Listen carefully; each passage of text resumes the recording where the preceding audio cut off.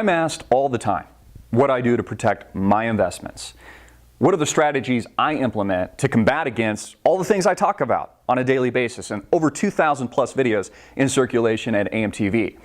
The economy, 0% interest rates, this artificial manipulation at the Federal Reserve, the bailouts, the consequences of all the stimulus and artificial manipulation. What kind of strategy do I have in place for my family? What am I doing to protect our future? Well, one of the things I do is I invest in precious metals. I take 10% of everything I earn and I buy gold and I buy silver. And the company I trust that I do business with is Goldline. These are things you should already be doing, but if you're not, you need to pick up the phone right now. You need to click that link below. Visit Goldline. Download a free investor kit. Tell them Christopher Green of AMTV sent you.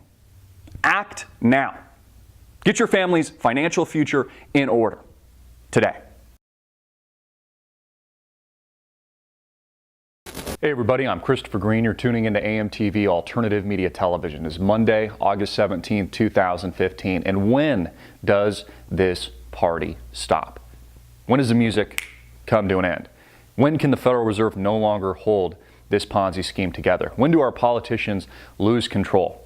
You know, people like Hillary Clinton with Emailgate, scandal after scandal, classified emails running through her personal servers set up by third-party companies around the same time of the scandal that made up Benghazi Gate. You know, probably has a lot more to do with Barack Obama and having Hillary shield some of his scandal from his administration than does Hillary Clinton. Kings and queens running America today. Again, when does it end? When does the party stop? I woke up this morning, got an alert on my phone, said there was an earthquake around a 4-point-something magnitude in San Francisco. For a moment, my heart jumped. I prayed everything was okay, that it wasn't something serious. And then the cynical side of my mind said, you know, real estate prices probably went up like 5% post the shake this morning. It's just so hilarious. It's so funny that we are literally at the precipice of collapse, really, at every single moment. You know, we think that there's stability. We think that there's a system. We think that we have government. We think that we have a money system. We think that they have all of this under control. But they don't. All it takes is an event, a moment, things like we experienced in 2008 or 2009, for all of it to unravel at once. You know, we've got prognosticators, politicians, pundits, people like Ron Paul, people like Peter Schiff, a lot of Wall Streeters. We have hedge fund managers telling us that the wheels have flown off, that there's going to be a major collapse, that there's going to be a major black swan event, that it'll be far worse than 2008, 2009. I've been talking about this myself for years. So when does it happen?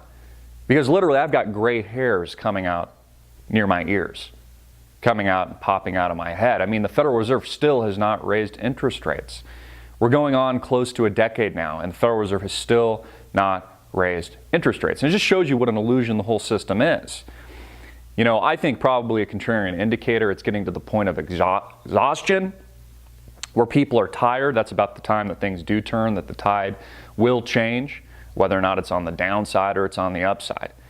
Again, the time to buy is when nobody wants it, when people are scared, when people are frightened. The time to sell is when people think things are okay, when there's that mental exhaustion, which is where we're at today. You know, look at the political landscape. Look at Donald Trump riding the vacuum of all this political hatred aimed at the Obama administration. I mean, this never would have happened several years ago. Never in our history have we had this type of politically incorrect candidate riding the coattails of this political vacuum, which I personally think is a good thing. I think Trump would do a lot of positives for the country, but will he take it far enough? Will he end the criminal Federal Reserve? Will he jail some of these criminal bankers? Hillary's worst nightmare is me. And who treats it rougher than me? She should be going to prison for what she's done with the emails. Nobody even says that. What she's done is totally illegal. Look at General Petraeus, Sean. They've destroyed his life over doing much less than what she's done. You know, I read last week on Friday that the big banks, the too big to fails in this country, companies like JP Morgan Chase, Jamie Dimon's behemoth, companies like Goldman Sachs, these monolithic institutions are settling like a $2 billion Forex fraud, like a $2 billion currency manipulation rig job, like a flat out fraud. You know, like the equivalent of robbers back in the day, but just on Wall Street, settle a $2 billion suit. Are any of these people going to go to jail? And the answer to that question is no. You know, people like Jamie Dimon are wealthier now post the 2008-2009 collapse. They're wealthier post the bailouts, the heads of Goldman Sachs, et cetera, with their tentacles integrated into the financial system today, integrated with the criminal Federal Reserve. We're not addressing any structural problems. We're not fixing anything. We're not holding anybody accountable. You know, it's easy to play into the rhetoric and to play into the mood. See, the country is on a very bad path. But what's going to change? I mean, who, politically speaking, has the balls to actually hold these criminals' feet to the fire? To see that there's repercussions for their actions, that they don't just settle a $2 billion suit when they probably made $1 trillion on the fraud. I mean, the only thing really we've all learned from this is it incentivizes criminal activity. It teaches our children to be banksters. It teaches our children not to play by the rules. It teaches our children that as long as you have enough money, you're above the law. As long as you have enough political influence, or you can buy that political influence, you're above the law. And that's inherently the problem with the system. It's why we have polar opposites. We have Donald Trump, who's riding the wave, which I think he's doing a fantastic job. I, again, think he'd do a lot of good for the country. I don't think he's perfect. I think he's kind of an asshole. He's a narcissist. He's got an ego, etc. All things that make him great for president. And then we've got Bernie Sanders, a self-described professed socialist from Vermont, who's gaining all this steam. I mean, who would have ever thunk that a socialist, a self-professed described socialist, would be this popular? And the reason being, and I'm not a socialist, I'm a capitalist. Anyone that's tuned into this channel for years now would know that. You would know, my political, economic stances on things. This never would have happened several years ago. But at least Bernie Sanders is speaking out against this system. He's speaking out against the banking cartel, these criminals. I mean, it's like the equivalent of Don Corleone, running the country. Although The Godfather, I think I respected more. I mean, at least you knew what you were going to kind of get with him. At least there was a set of rules before they clipped you in the back seat of, one of their cars. The mafia running Washington, D.C. is far worse. The Clinton mafia, Hillary, who should be in jail, which, I admire people like Donald Trump when they're actually willing to admit that. And they're actually able to say that. That's crackpot talk. We've been talking about that for years in the underground that's made up the alternative media that's become essentially the mainstream media.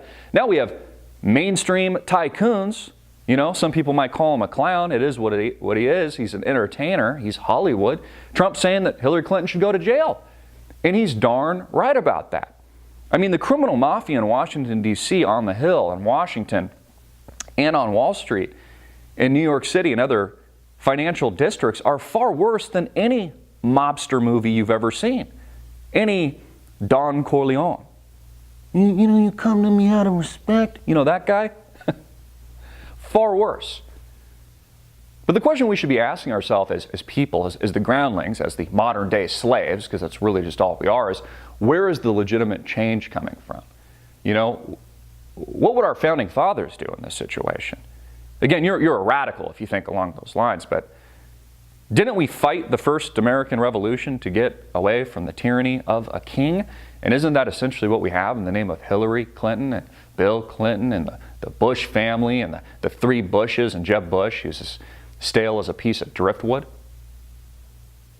It's time for a change. It's why we have people like Donald Trump riding this vacuum. It's why we have people like Bernie Sanders riding this vacuum. But will they actually change things?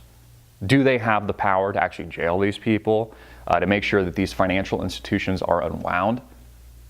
Will they end the Federal Reserve? Will they end this criminal system? Or will they just propel and continue the illusion?